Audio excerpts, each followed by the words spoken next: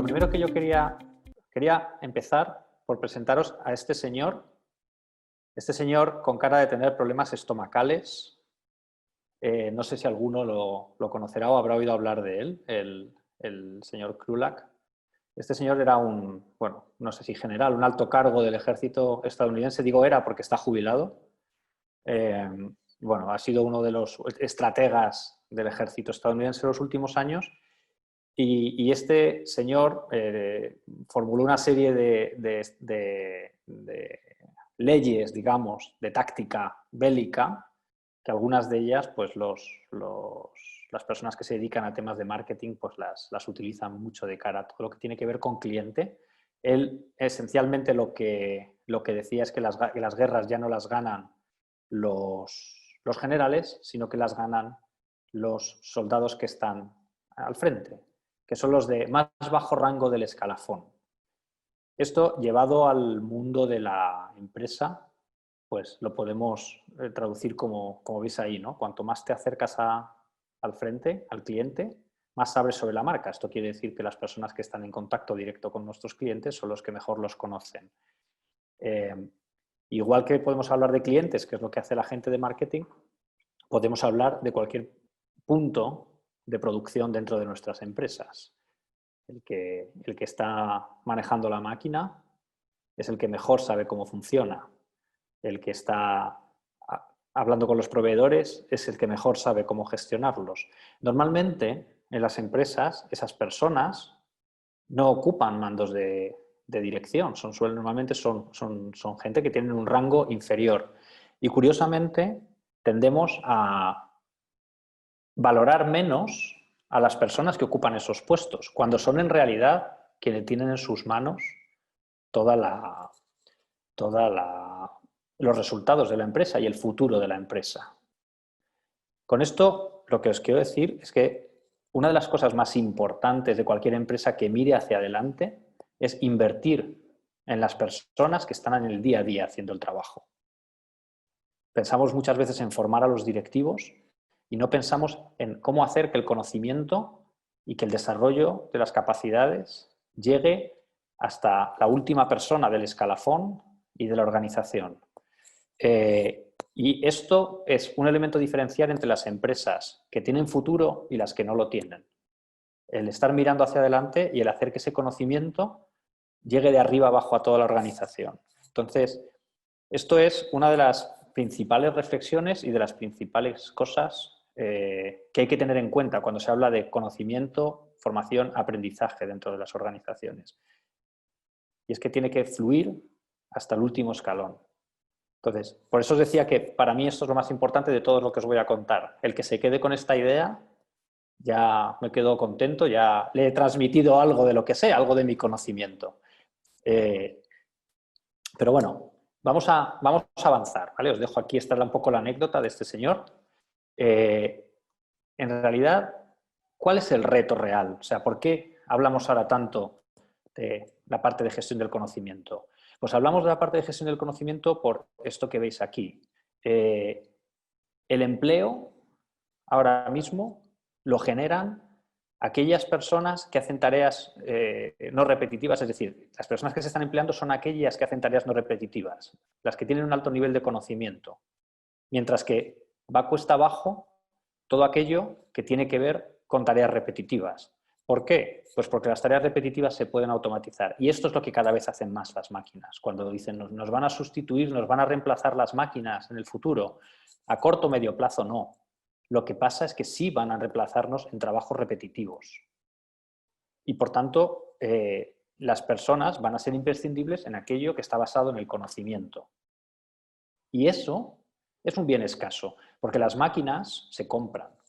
Si nuestra competencia tiene una máquina mejor que la que tenemos nosotros, o tiene una máquina que no tenemos más que ir y comprar la misma máquina o una un poquito mejor. Y entonces igualaremos o superaremos a nuestra competencia. Pero el talento, las personas, el conocimiento es un bien escaso. No abunda. De hecho, probablemente todos sabréis o sufriréis, dependiendo de a qué se dediquen vuestras empresas, la escasez de conocimiento en determinadas áreas. Por ejemplo, analistas de datos a día de hoy, ¿no? son un bien escaso en este momento. Gente que sea capaz de pensar y interpretar los datos que nos generan desde infinitas fuentes a día de hoy. Por tanto, garantizar que cuidamos ese conocimiento y que lo aprovechamos dentro de la organización es fundamental, porque es lo que supone una diferenciación, a ver si soy capaz de decirlo, diferenciación competitiva con otras empresas. Y es en lo que se está basando la competitividad a día de hoy. Entonces, ¿cómo se está haciendo o cómo se ha hecho tradicionalmente la gestión del conocimiento? Pues generalmente la gestión del conocimiento se ha basado en dos formas de trabajar. Una es la que, si lo queremos decir de una forma más bonita, decimos estrategias de codificación. Pero estrategias de codificación no es más que escribir las cosas, ¿vale? Hacemos manuales, hacemos documentos, ficheros de buenas prácticas, bases de datos, ¿vale? Eso tiene una ventaja, que, como veis ahí, y es que eso hace que sea accesible a todo el mundo. Cualquiera puede acceder a esa documentación que está siempre disponible en la empresa. Pero tiene una pega, bueno, o puede tener más de una. Os voy a decir dos. Por un lado, que esto requiere de actualización constante, de actualización que requiere tiempo. Alguien se tiene que sentar a hacer los manuales, a actualizar los manuales, a registrar los casos de buenas prácticas. Y tiene otra pega, y es que lo que estamos registrando en esa documentación es lo que ya pasó. Son datos de ayer. Entonces, esto es como conducir un poco, manejar el coche, el automóvil, mirando el retrovisor. Entonces, no es que no haya que hacerlo, para eso está el retrovisor. Pero eso por sí mismo no agota todas las posibilidades que tenemos a nuestro alcance. Entonces, como dicen los jesuitas, respeta tu pasado y piensa en tu futuro. La parte de codificación nos ayuda sobre todo con la parte del pasado. El otro ejemplo que tenemos, el otro caso de gestión, es el de las estrategias de personalización. Al final, en muchas empresas tenemos expertos, sean personas o sean equipos. Incluso los departamentos son una forma de tener estrategias de personalización. Cada departamento es experto en una cosa. Entonces ahí la ventaja es que el conocimiento está mucho más actualizado, está en la cabeza de las personas. De hecho, hay estudios que dicen que el 80% del conocimiento crítico de las organizaciones está dentro de la cabeza de las personas, son las personas quienes lo tienen, y el reto es cómo acceder a él y cómo gestionarlo. Y normalmente, como os podéis imaginar, pues se comparte o por contacto directo, persona a persona o personas en grupo. Podríamos decir que lo que estamos haciendo ahora mismo es una transmisión de conocimiento desde una persona, que en este caso soy yo, hacia los demás que me estáis escuchando, ¿vale? Pero esto es muy costoso en tiempo. Es muy costoso en tiempo porque no es, vamos a estar aquí una hora. No es que sea costoso porque sea una hora de mi tiempo. Es que si estamos 20 personas, son 20 horas. Pensadlo en términos de empresa, ¿vale? No en términos, porque aquí cada uno somos una empresa, pero pensad que esto fuese dentro de vuestra empresa y que los 20 trabajáramos juntos y que yo fuera el responsable de gestión de conocimiento y que tuviera que explicaros a todos cómo gestionar el conocimiento en la empresa. Pues entonces nuestra empresa estaría invirtiendo 20 horas en transmitir ese conocimiento. Mientras que hay otras formas, o hay que buscar, mejor dicho, otras formas de hacerlo de manera más eficiente, ¿vale? Entonces, ¿cómo son esas formas? ¿O qué es lo que se está haciendo para mejorarlo? Bueno, pues básicamente estas dos cosas, sí, estas dos aproximaciones, por decirlo de alguna manera. Esto no son acciones, son enfoques. Hay que entender la transmisión del conocimiento, ¿vale?, como procesos de aprendizaje individuales y colectivos. Es decir, pasar de darle formación a la persona a buscar maneras en las que aprenda toda la organización, que el aprendizaje que se aporta a la organización quede a disposición de la organización, quede a disposición de todo el mundo. Ese es uno de los aspectos. Y luego, otro aspecto que es cultura, es cambiar esta idea que tiene mucha gente porque realmente es que esto ha sido así durante mucho tiempo. Quien tenía el conocimiento tenía el poder dentro de las organizaciones o o a nivel individual, ¿no? Muchas personas piensan, y todavía hoy, y pensaban que eran valiosos para su empresa por el conocimiento que atesoraban. Y por tanto, como bien dice la palabra, era su tesoro. Y como era su tesoro, no lo querían compartir. ¿Cuál es la realidad? Que a día de hoy se considera que la mayor parte de los conocimientos críticos dejan de ser importantes, dejan de ser actuales, se quedan obsoletos en un plazo máximo de 3 años. Eso quiere decir que necesitamos continuamente estar actualizando nuestros conocimientos. Y por tanto, si yo tengo una persona que a día de hoy es un experto en una materia, es una persona experta en una materia y por tanto tiene ese conocimiento y considera que tiene ese poder y no lo quiere compartir, yo puedo buscar a otra persona para sustituirla y no voy a tardar mucho en que esa persona también sea un experto, porque el conocimiento, como os decía, va caducando. Por tanto, lo importante es que esas personas entiendan que el gran valor que tienen para la empresa, es así cualquiera, o sea, cualquier persona, el gran valor que tiene para la organización hoy es el conocimiento que genera y comparte. Ese es el gran poder. La persona que está en contacto directo, y luego os contaré algunos ejemplos, la persona que está en contacto directo con el cliente, el último comercial, la persona que está en el centro de soporte y atiende las llamadas de los clientes que piden ayuda o que necesitan asistencia o que llaman para quejarse, esa persona tiene un conocimiento del cliente extraordinario. Extraordinario. Pero ese conocimiento es muy poco útil a menos que seamos capaces, a menos que esa persona sea consciente de que tiene que transmitirlo y a menos que la organización establezca mecanismos para que eso ocurra. Si no, tenemos una pérdida constante de conocimiento. Y esta es la razón por la que las empresas no aprenden. Porque no están concebidas para que el conocimiento fluya. En todas las direcciones, quiero decir. Normalmente están concebidas para que fluya de arriba a abajo. Yo decido en qué se tienen que formar mis trabajadores, qué tienen que saber mis empleados. Pero yo no les pregunto qué saben. Ni ayudo, ni facilito que transmitan lo que saben.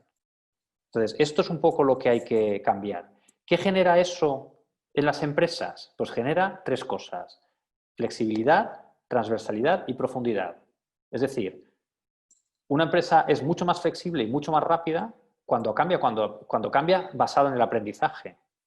Si yo estoy vendiendo un producto y la persona, los comerciales, se dan cuenta de que hay una característica del producto que el mercado no está aceptando bien, si es una organización que está configurada para aprender, eso llegará muy rápido a la gente que diseña producto y podrán adaptar, podrán cambiar y podrán modificar.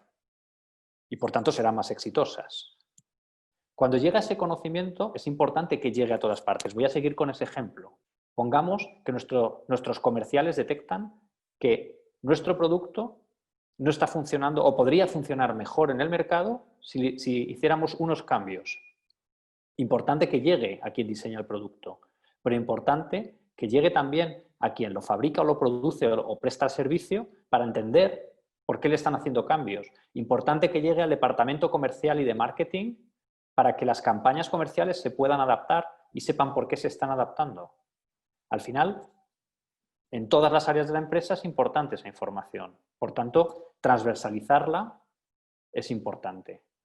Y en este caso es un caso de abajo arriba, pero puede ser igual de arriba abajo.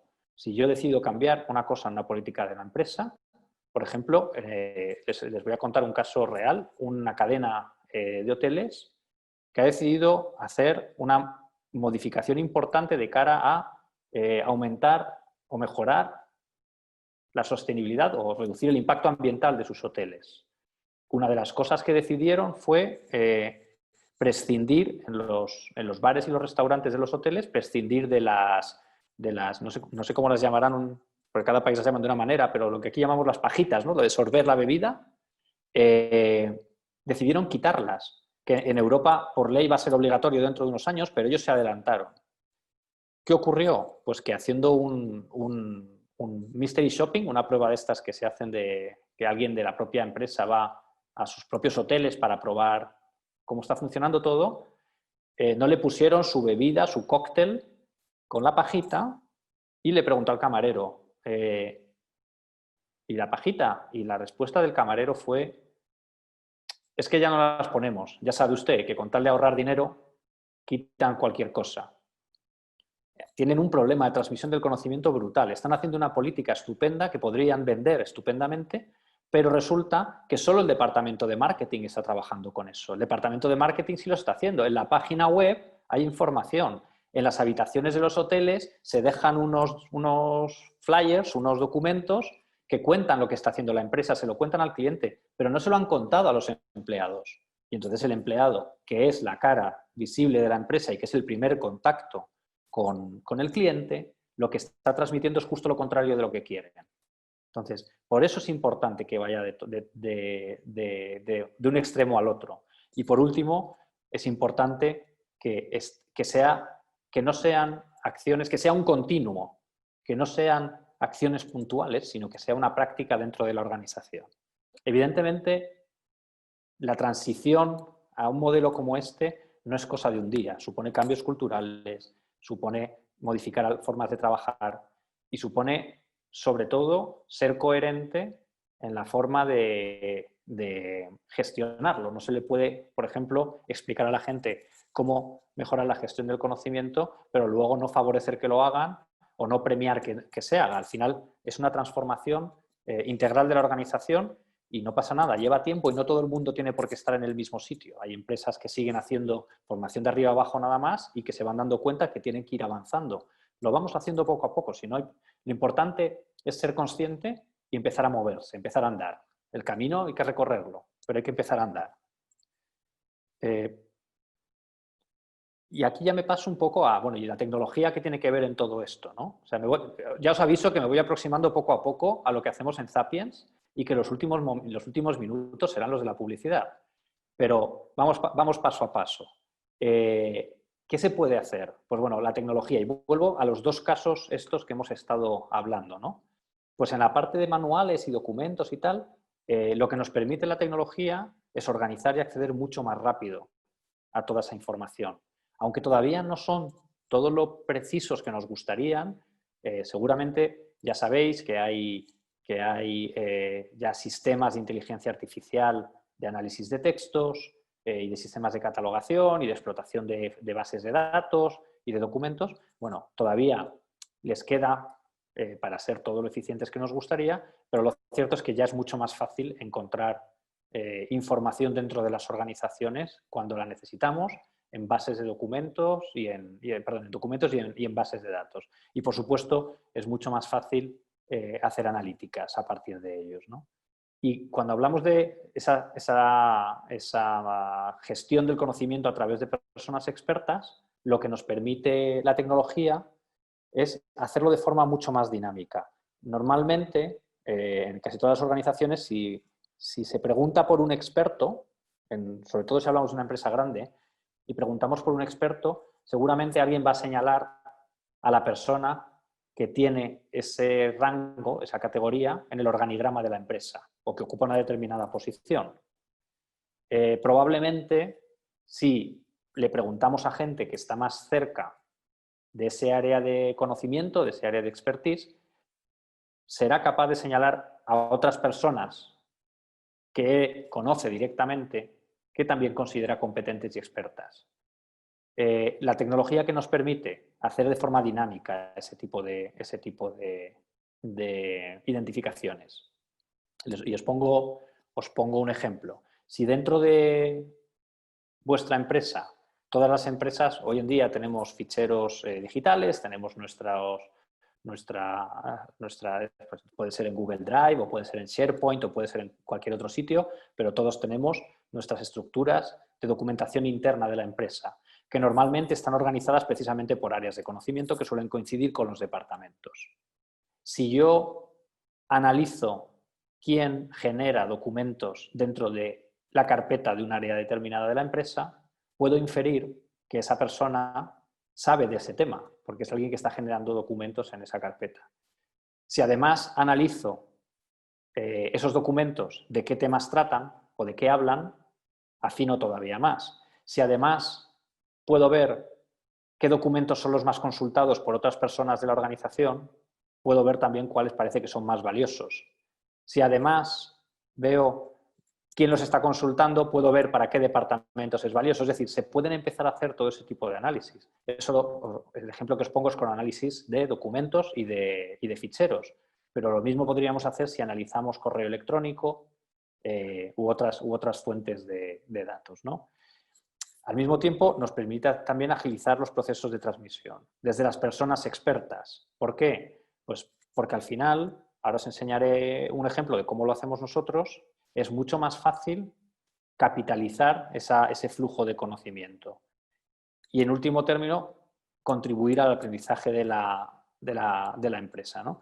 Que, de hecho, esto lo enseñaré ahora. Primero quería comentaros esto otro, que es esto es un ejemplo que de hecho, igual alguno me habéis oído, porque lo pongo mucho cuando me invitan a hablar de estas cosas, porque creo que es muy claro la diferencia, cuando hablamos de cosas dinámicas, la diferencia entre lo que es un informe, lo que es inteligencia de negocio y lo que son las analíticas en tiempo real, ¿no? Pues bueno, como veis ahí, venimos de hacer informes y de, como os decía, de documentar cosas. Bueno, pues un informe lo podemos asemejar a un mapa en el que podemos identificar dónde estamos y qué nos rodea, ¿no? La inteligencia de negocio sería algo parecido más a Google Maps o a cualquier otro sistema de geolocalización, donde además, si nos movemos, vemos un poco dónde estamos y vemos dónde están los demás, ¿vale? Y con las analíticas, en el fondo, lo que intentamos es parecernos a un navegador que nos lleva ahora por la ruta de A a B y que además, de forma dinámica, es capaz de decirnos cómo tenemos que cambiar en función de lo que está pasando. Eso es un poco lo que se intenta hacer con los sistemas de analíticas para que generen recomendaciones, ¿no? O sea, al final sabéis que cuando se hacen análisis de información, los análisis pueden ser descriptivos, predictivos o preventivos, ¿vale? Entonces, poniendo otro ejemplo, yo puedo ponerme enfermo y puedo ir al médico y le puedo decir qué me pasa, eso es descriptivo. El médico puede, en base a lo que le digo, identificar qué enfermedad tengo y qué pasará si no hacemos nada. Eso es predictivo. Y si el médico me dice qué me tengo que tomar con la esperanza de que eso me sane, eso será prescriptivo. Bueno, pues con las analíticas de datos y con los sistemas y la tecnología lo que buscamos es lo mismo, es generar prescripciones, recomendaciones de mejora, cuál es el mejor camino, cuál es la persona que más sabe, qué conocimiento es el más importante, qué está preguntando la gente, qué necesita saber, ¿vale? Esa es un poco la dinámica. Como os decía, este es un ejemplo de cómo lo hacemos nosotros. Nosotros tenemos un asistente virtual al que llamamos Zap. No es muy original, teniendo en cuenta que una vez se llama Zapiens. Entonces, simplemente os explico este gráfico. El asistente virtual nuestro está a disposición de los usuarios. ¿Bien? ¿Qué es lo que buscamos con Zap? Con Zap buscamos que sea el mejor amigo de cualquier trabajador en la empresa, en el día a día. ¿Por qué? Porque es el que lo sabe todo o te ayuda a saberlo. Y lo tienes siempre a tu disposición. ¿Cuál es el concepto? Es sencillo. Tú le preguntas a este asistente virtual, que es un chatbot a día de hoy, ¿qué hace el chatbot? Si sabe la respuesta, te la contesta. ¿Por qué puede saber la respuesta? Evidentemente porque está en una base de datos. Una base de datos que se nutre de formación, se nutre de alimentación a través de preguntas frecuentes, de ese tipo de cosas, pero sobre todo se nutre de lo que saben otras personas. Porque lo que hace el bot cuando no sabe la respuesta a la pregunta que le has hecho es que el sistema es capaz de encontrar una persona experta dentro de la empresa para que conteste esa pregunta, ¿vale? Entonces, fijaros cómo volvemos a esa transmisión entre personas, ¿vale? Pero lo hacemos de forma asíncrona y con una ventaja fundamental, y es que cuando el experto o la experta contestan esa pregunta, eso queda en la base de datos, con lo cual la siguiente vez que alguien pregunta lo mismo, pues el sistema ya no necesita volver al experto porque ya sabe cuál es la respuesta. ¿Vale? Entonces, este es un ejemplo un poco de cómo dinamizar ese proceso y de cómo gestionarlo. Entonces, ¿qué tipo de preguntas puedes hacerle al bot? Todas las que queráis, todas las que en la empresa preparéis el sistema para que conteste. Te puede contestar sobre temas de recursos humanos o de temas pues sí, laborales. Te puede contestar sobre el producto. Te puede contestar sobre cualquier cosa en la que se pueda trabajar. Y tenemos ahí infinidad de casos de empresas con las que estamos trabajando en distintas temáticas, en algunos casos más enfocados solo en una parte y en otros casos en cosas mucho más transversales. De hecho, os voy a hablar de 3 casos concretos, ya me voy acercando un poco al final de lo que os quería contar. Os voy a contar 3 casos concretos que, como son distintos, creo que son interesantes. Empiezo por la izquierda, empiezo por contaros lo que hacemos con Hyundai. En el caso de Hyundai, trabajamos con la red comercial. Hyundai, ellos dicen, yo esto la verdad es que no me he puesto a verificarlo, pero supongo que será verdad, que son el único fabricante de automóviles que tiene todas las tecnologías limpias disponibles. Tienen eléctricos, tienen híbridos, tienen coches, motores de hidrógeno, bueno, tienen todo esto, ¿no?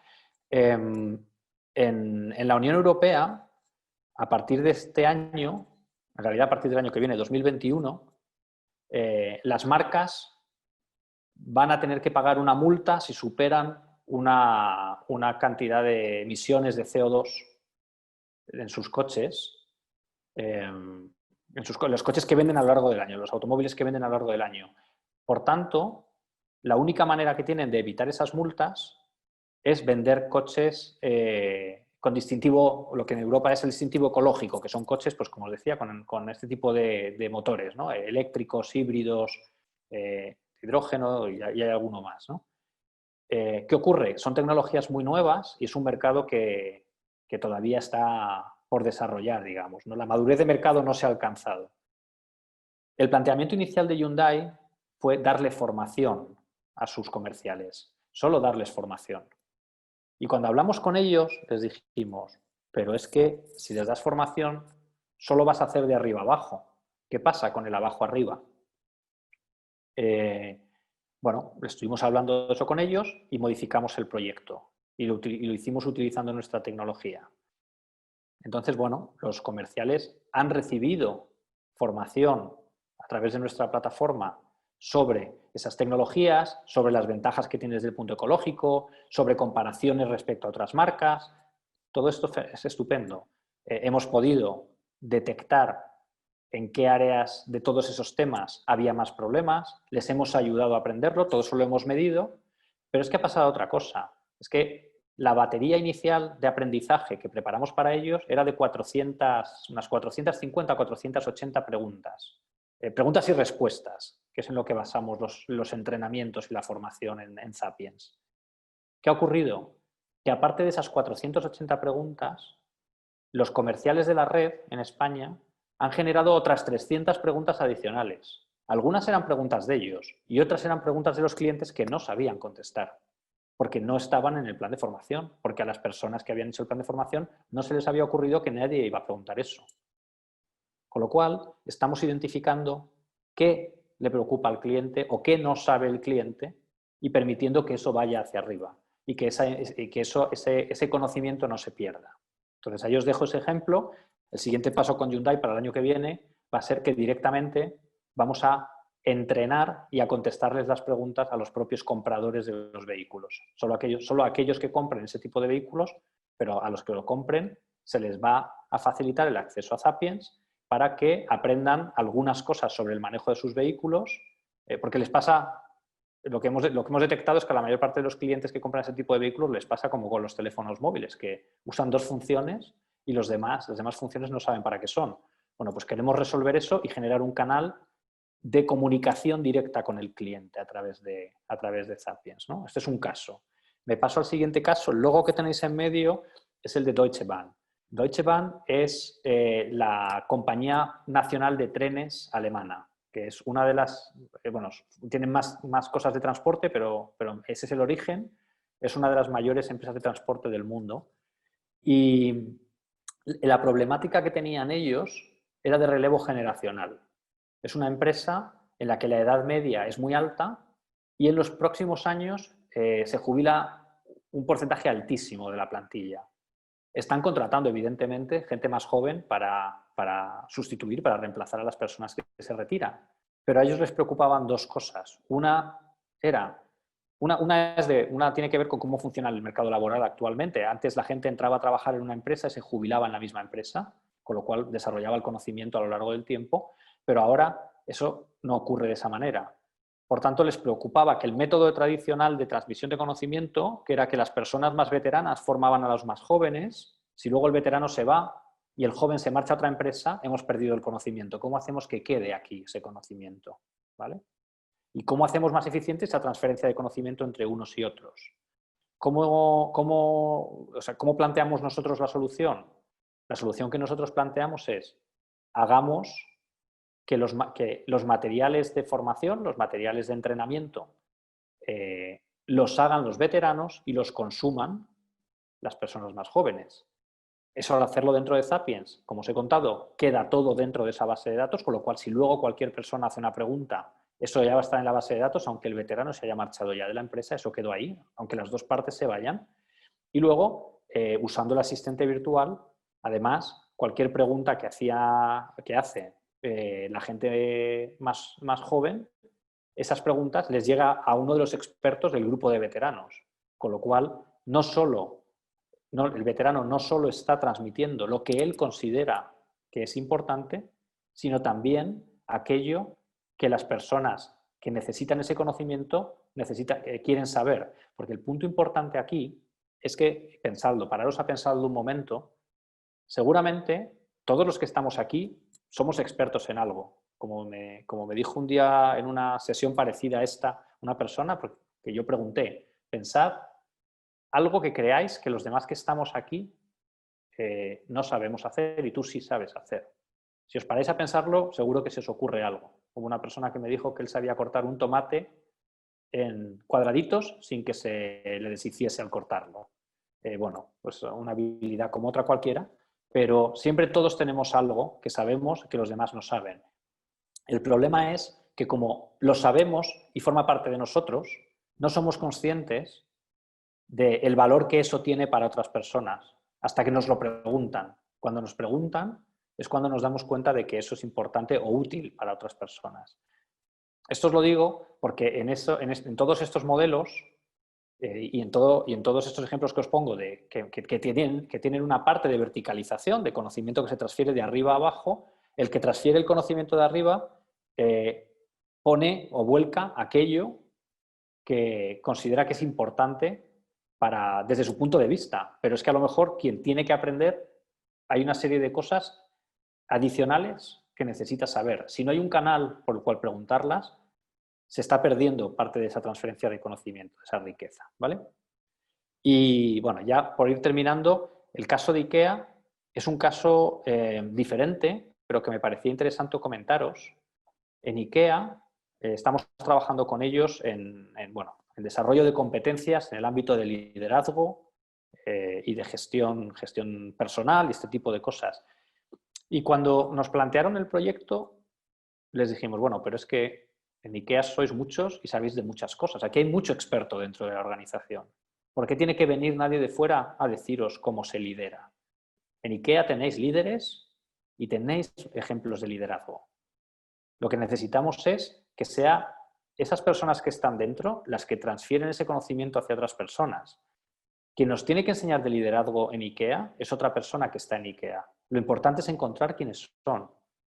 Son agentes de cambio y lo importante es activarlos y encontrarlos. Entonces, en el caso de IKEA, como os digo, lo que estamos haciendo es que, aunque sea una temática que no es específica del negocio de la empresa, estamos fomentando que sea una transmisión desde unas personas, unos trabajadores, hacia otros trabajadores dentro de la organización. Es una transmisión de conocimiento en horizontal, donde la organización sí ha identificado qué temas necesitan reforzar, pero lo que está haciendo es activar internamente a sus equipos para que sea una transferencia entre ellos, ¿vale?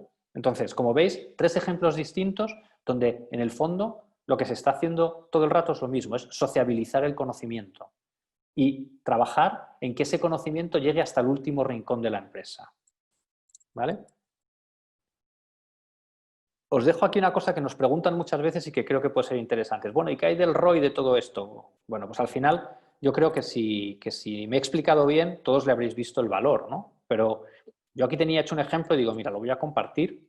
Imaginaos que tenéis 500 personas en vuestra empresa y que cada persona al mes, que tampoco es mucho, tiene 4 preguntas que no sabe cuál es la respuesta. Supongamos que sabe dónde encontrar la respuesta, a qué persona preguntarle. Entonces, estimemos que resolver esa pregunta le cuesta 30 minutos, que son 15 en realidad. Son 15 de la persona que tiene la pregunta y 15 de la que tiene la respuesta. Es un poco como el ejemplo que os ponía al principio de esta sesión. No somos 20 personas que invierten 1 hora, somos 20 horas.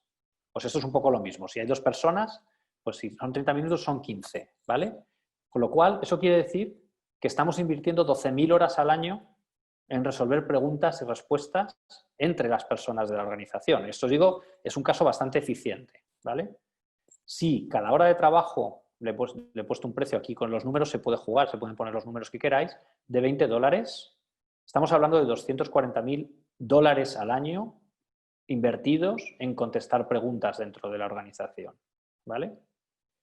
Si con un sistema como los que os estoy contando, como el que utilizamos en Zapiens, somos capaces de ahorrar el 80% de ese tiempo, ¿vale? Es decir, que en lugar de tardar 30 minutos, pues si fuera 1 hora serían 20, o sea, serían 10 minutos, estaríamos ahorrándole 192.000 euros al año a la empresa, ¿vale? Con un coste de un sistema que puede estar costándonos 60.000 euros al año, ¿vale? O sea, como veis, el ahorro generado es más de 3 veces el coste.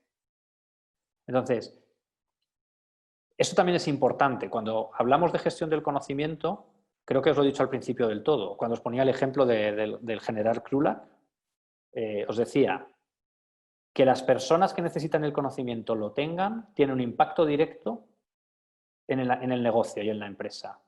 Y es que todo esto hay que entenderlo así. Hay que entender que cualquier cosa que hagamos en este sentido tiene que contribuir a la estrategia de la empresa. Y la estrategia de la empresa siempre está enfocada, en último término, a mejorar los beneficios. Y eso siempre es generar ingresos o reducir costes. Si trabajamos con nuestros equipos de ventas, pues estaremos generando ingresos. No os he dicho, pero en el caso de Hyundai, Hyundai hace unas semanas hizo un estudio, hizo un mystery shopping para ver qué tal vendían los comerciales, los coches eléctricos comparados con los de otras marcas. Este estudio lo han hecho a nivel de toda Europa y en España es donde mejor resultado han obtenido y en la comparativa sus comerciales están vendiendo los coches ecológicos mejor que todas las demás marcas. Zapiens tendrá una parte que ver, no será todo, habrá otras cosas que influyen. Pero el hecho es que esto, como dicen los americanos, pays back, ¿vale? La inversión en gestión del conocimiento genera retorno. Y con los clientes con los que trabajamos intentamos medirlo, intentamos demostrarlo. Porque al final, si cualquiera vamos a nuestro departamento financiero a decirle que nos vamos a gastar 60.000 euros en un sistema de gestión del 60.000 dólares en un sistema de gestión del conocimiento, lo primero que me van a preguntar es, vale, 60.000 euros para ganar cuánto o ahorrar cuánto, ¿vale? Al final tenemos que buscar siempre, en la medida de lo posible, argumentos que impacten a la cuenta de resultados de la empresa, que es lo que al final todos queremos, ¿vale? O sea, importante también esta parte. Y como os decía, entramos en los minutos de publicidad. Contaros que os he contado 3 ejemplos, pero bueno, en Zapiens trabajamos con unas 30 y en este momento 30 y tantas multinacionales. Aquí tenéis algunos logos que os podría contar lo que hacemos con cada uno de ellos, pero entonces, como veis, que hablo bastante, tardaríamos bastantes más horas y ya sabéis, horas multiplicado por personas es mucho dinero, así que no quiero que invirtáis el tiempo que es vuestro bien más finito, salvo que tengáis preguntas. Simplemente a nosotros nos gusta que nuestros clientes hablen por nosotros, es lo que mejor nos funciona. Aquí tenéis un par de frases pues de IKEA o de Vodafone, que son 2 de nuestros clientes, donde bueno, pues hablan muy bien de nosotros, Pero bueno, para saber más de cualquier cosa de estas, porque prefiero que nos vayamos a la conversación y al intercambio, porque si yo no aprendo nada de esta sesión, para mí habrá sido un fracaso. Así que vamos a la conversación. Para cualquier cosa tenéis mis datos de contacto, pero ya sabéis que en Perú, que en Ecuador, trabajamos con Geosys y que Ángela es la persona con la que tenéis que hablar más fácil. Así que, nada, aquí me quedo ya para que pasemos un poco al debate. Voy a ver si consigo ver el chat desde aquí. Creo que no. Tengo que No te dejar de preocupes. compartir para ver el chat, ¿no? ¿O me cuentas tú, Ángela? ¿Cómo hacemos? Sí, sí, yo te voy formulando la pregunta, justo los estoy invitando a los participantes también para que puedan hacer sus comentarios al respecto también o cualquier pregunta. En el caso, Marco Antonio de los Ríos nos dice de cómo manejan, en este caso con el bot, la validación del conocimiento. ¿Cómo se puede certificar que el bot recurrió verdaderamente al especialista del contenido y no brindar un contenido equivocado? Vale, ahí hay dos cosas. La primera, te voy a contestar primero la segunda y luego la primera. La segunda tú me preguntabas cómo sabes que el experto es el que quieres que sea. Esto depende esto se configura, ¿vale? De distintas maneras. Lo más clásico es que las empresas dictaminen quién es el experto que tiene que contestar la pregunta. Si lo haces de esa manera, la respuesta que estará dando será mejor o será peor, pero será siempre la del experto. Tú sabes, esto es como cuando cuando contratan las empresas para hacer las auditorías a una de las firmas grandes estadounidenses, que así luego, si la auditoría está mal hecha, le echan la culpa. Pues esto es un poco lo mismo. Tú dices quién es el experto, si el experto ha contestado eso, los demás no tenemos nada que decir, ¿vale? En los casos más dinámicos, lo que hacemos es, lo que decía, hay técnicas distintas y nosotros en Zapier entrenamos al sistema, por hacértelo corto, para que identifique potencialmente expertos. Tú puedes hacer dos cosas. Puedes, aún así, tenemos clientes que dicen, bueno, vale, que el sistema funcione solo, identifique expertos, pero mi experto de referencia tiene que validar lo que están diciendo, ¿vale? O sea, estableces una capa de control ahí. Y la otra opción es que lo dejas completamente libre. Y ahora te contesto a la primera pregunta. Es que las verdades absolutas casi no existen, te diría yo. Cuando buscamos en Google, normalmente no pasamos de la primera página de resultados y además nos creemos lo que encontramos. De hecho, eso es el éxito, es otra conversación, pero es el éxito de las fake news. Y es que nos creemos lo que vemos en Internet, ¿vale? Entonces, esto entra dentro de un debate muy, muy divertido que siempre tenemos, que nosotros decimos, ¿cómo decidimos cómo decidimos? Hay sistemas democráticos. Si yo te digo cuál es el color corporativo de Geosys y tú me dices verde, y le preguntamos a todos que estamos aquí y todos dicen verde, pero luego le preguntamos al director general de Geosys y dice azul. ¿Qué vale más? ¿La opinión del director general o de la mayoría? ¿Vale? Entonces, son ejemplos de problemas que nos encontramos todos los días. La respuesta válida es jerárquica, es democrática, es la misma en esta empresa que en esta empresa, aunque sea exactamente de lo mismo. Bueno, pues la conclusión es que la verdad indiscutible no existe. Y entonces lo que siempre hacemos es, o recomendamos hacer, es tener claro cómo se van a tomar las decisiones sobre quién contesta qué y qué es válido y qué no es válido. Perfecto. No sé, Marco Antonio, si quedó un poco claro. Sí, dice que sí, que muchas gracias. Estuvo muy Gracias a ti. clara el ejemplo. Sí. José nos pregunta, en este caso, Aurelio, ¿cómo sería en el tema, por ejemplo, cuando hacen la gestión del conocimiento implicada en distintas áreas, porque son áreas específicas, digamos que pueden haber empresas que manejen operarios, ¿verdad? Hay una parte, áreas internas, áreas administrativas. Entonces, las preguntas y las inquietudes que hay son diferentes. Esto se maneja por áreas y también se puede hacer algo a manera general, digamos, ¿el bot estaría implementado para este tipo de situaciones? Sí, pensando, está muy bien la pregunta, pensando en varias dimensiones. O sea, al final la respuesta es que sí, que tienes que hacer segmentos, nosotros los llamamos así. Hay que segmentar. porque pueden tener áreas de interés diferentes, incluso puede haber una cierta segmentación de acceso al conocimiento. Tenemos empresas que nos usan de forma global.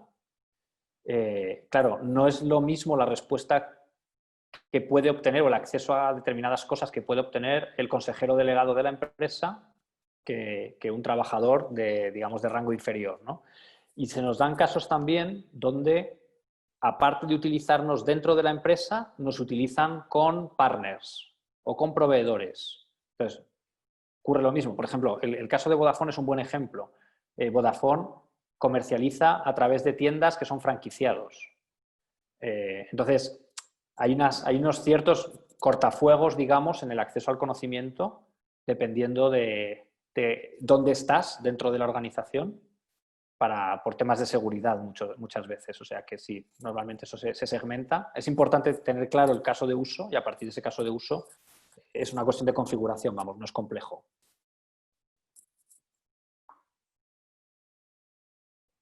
Perfecto, Aurelio. Y en este caso, ¿cuánto tiempo tomaría una implementación del sistema y en cuánto tiempo también podrías ver resultados, ¿no? Porque digamos que hay una alimentación también constante al bot y hay, digamos, ciertas situaciones o empresas, ejemplo, te digo, la banca, sacan productos nuevos, hay que formar, digamos, a las personas que están frente al usuario o al cliente con los nuevos productos, las nuevas tasas. Entonces, la alimentación y digamos cómo se maneja y en cuánto tiempo hay una implementación del sistema. Mira, nosotros, el sistema, a ver, la realidad es que el sistema puede estar funcionando en 48 horas.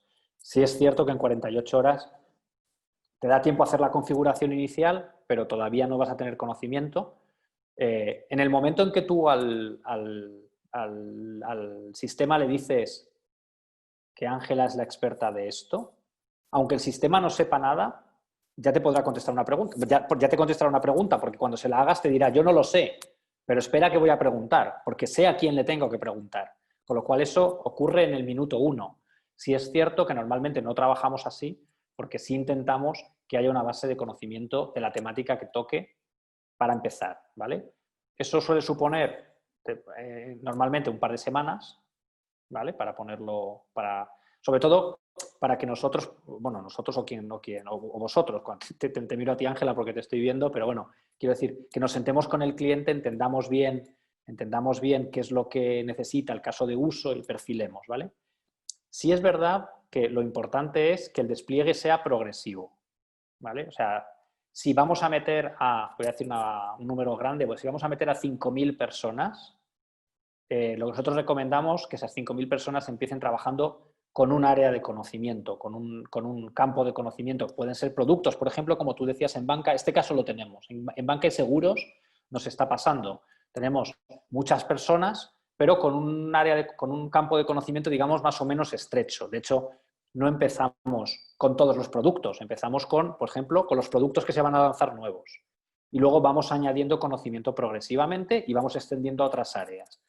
Y el otro posible extremo de comienzo es el contrario. En lugar de trabajar con muchas personas con un conocimiento más acotado, trabajar con menos personas con un conocimiento más amplio, ¿vale? Pero siempre nosotros recomendamos un despliegue progresivo. Y la última parte de la pregunta es ¿cuánto tiempo tardas en ver resultados? En nuestra experiencia, la curva de uso nos dice que el sistema empieza a rodar y se empieza a ver los resultados en unos 3 meses, desde que empezamos. Por eso nosotros siempre recomendamos esa primera etapa inicial, concebirla así, porque aunque empieces a hacer cosas, no hay datos. Por ejemplo, el sistema no identifica personas expertas hasta que ya tiene un cierto rodaje, que depende de cómo lo uses, pero que normalmente son 2 o 3 semanas. ¿Vale? Entonces, al principio tienes que asignar las personas expertas a mano y esperar que empiece el sistema a funcionar para empezar a identificar gente que pueda ser experta en determinados temas y tal. Bueno, entonces al final, pues esos son los plazos, digamos. O sea, empezar a utilizarlo en un par de semanas y hacer todo un rodaje y un crecimiento durante 3, y a partir de ahí es cuando ya puedes empezar a hacer expansión. Esta es nuestra recomendación, ¿eh? Perfecto, Aurelio. Galo Arias desde Ecuador nos comenta, Ya sabemos qué debemos hacer y en ese sentido lo más complejo de todo proyecto en el cómo. En tu experiencia, ¿qué ha sido lo más difícil en un proyecto de generación del conocimiento? La cultura, siempre. Siempre es que la gente entienda la importancia y lo valore. Y todo el que va a estar implicado. De hecho, mira, una cosa que antes no hacíamos y que ahora hacemos en algunos casos es que hacemos unos talleres de activación, que fíjate que eso no tiene nada que ver con la tecnología.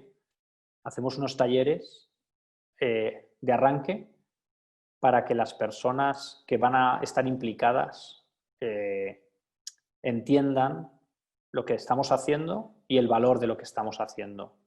Estamos ahora justo empezando ese proceso con un banco grande que quiere que generemos unas comunidades de conocimiento y su miedo era ese. Su miedo era, bueno, es que les ponemos tecnología, montamos todo un sistema, pero el miedo que nos da es que no lo usen. Entonces les dijimos, bueno, que era un miedo razonable y que lo importante ahí era conseguir que la gente estuviese preparada para esto. Si os digo también, que un poco es lo mismo que os decía del ejemplo de IKEA, y es que al final estos somos personas, quiero decir, encontraremos gente motivada, gente con ganas. Ya sabéis, la curva de Gauss, tendremos los de un extremo, que son los que tenemos que encontrar al principio, que son los que van a ser los iniciadores. Hay otro montón de gente que cuando vea que esto empieza a funcionar entrarán y siempre habrá personas que nunca querrán participar. Pero ese es un poco el reto, el de la cultura. De hecho, al final, eso sí lo notamos mucho entre empresas. Nosotros trabajamos con clientes muy diversos y hay clientes que tienen una cultura que es mucho más propicia a la gestión del conocimiento y al aprendizaje organizacional que otras empresas. Entonces, sí, no pasa nada porque todo se trabaja. Así como os decía, cada empresa está en un estadio, esto es una evolución. Lo importante es saber dónde estás y tener las ganas y el compromiso de querer avanzar. Y no pretender, si estás muy al principio, no pretender estar muy adelante al día siguiente. Si intentas saltar de aquí a aquí, probablemente no lo vas a conseguir y va a ser un fracaso. Por eso nosotros siempre trabajamos en proyectos a largo plazo, porque es un progreso y hay que ir quemando las etapas sucesivamente. No podemos estar en la pantalla 5 del videojuego sin haber pasado primero por la 1, la 2, la 3 y la 4. Perfecto. Espero, Galo, que haya contestado un poco la pregunta que tenías. Aurelio, no sé si hay algún otro comentario o alguna otra pregunta. A mí me gustaría dejar un poco claro y comentar también que parte no solo de Sapiens, que es la parte de la gestión del conocimiento, obviamente está la parte también del aprendizaje. Y hay una parte de un aprendizaje que se realiza a través de las cápsulas de conocimiento, que es el microlearning, que también se utiliza acá, o sea, está todo de manera integrada y esa base de preguntas y respuestas, que es algo muy dinámico y muy ágil. Sobre todo que también sirve mucho en los procesos de onboarding, cuando van las personas recién a insertarse en la parte laboral, digamos, en la empresa, para conocimiento de cultura, y es un poco también de conocer y evaluar cómo va el progreso de estas personas porque se manejan las analíticas, ¿no? En este caso. No sé si te parece, Aurelio, que yo quisiera compartir un poco con las personas, los participantes, y decirles que de igual manera, al participar de este webinar, podemos ofrecerles un diagnóstico en las competencias digitales de sus empresas, de manera gratuita si ustedes lo solicitan. No tenemos ningún inconveniente y de igual manera solicitar, si ustedes se ven abiertos a solicitar una demo personalizada, de acuerdo a las necesidades también que ustedes tengan en sus organizaciones. Esto lo hacemos sin ningún compromiso porque nos parece importante que muy aparte de todo ustedes tengan conocimiento del funcionamiento en sí de la aplicación. No es algo, digamos, que es una herramienta solamente de aprendizaje, sino que va mucho más allá, ¿no? Entonces, quiero darles las gracias por su tiempo. Sé que el tiempo es muy valioso para todos ustedes. Agradezco el que puedan darse unos minutos para poder conocer un poco más y también informarse sobre la parte del conocimiento, cómo se manejan en las empresas. El día lunes nosotros estaremos enviando el enlace con el webinar grabado. Ahora, en breves momentos, estaremos también enviando, si ustedes desean solicitar esta parte del diagnóstico y también lo del demo o cualquier consulta adicional, estamos dispuestos también para que podamos resolver cualquier consulta, ¿sí? Muchísimas gracias por la participación a todos. Espero que haya sido importante. De igual manera, Aurelio, sé que estás de noche allá, pero agradezco igual la Nada, participación y el nada. tiempo. Un, ¿Sí? un- un gusto. Yo tengo la ventaja de que ahora, como ya terminé, me puedo ir a tomar una cerveza. Así que, así Porque es que viernes. es viernes, así que todo fenomenal. La verdad que un gusto. Aunque vosotros me habéis visto a mí, yo no os he podido ver a vosotros, pero bueno, estamos en contacto por cualquier medio, por lo que necesitéis. Así que nada, Exacto. muchísimas gracias a todos, que tengáis buen día y sobre todo un buen fin de semana. Muchísimas gracias. Igualmente, igualmente Aurelio, igualmente para todos. Muchas gracias.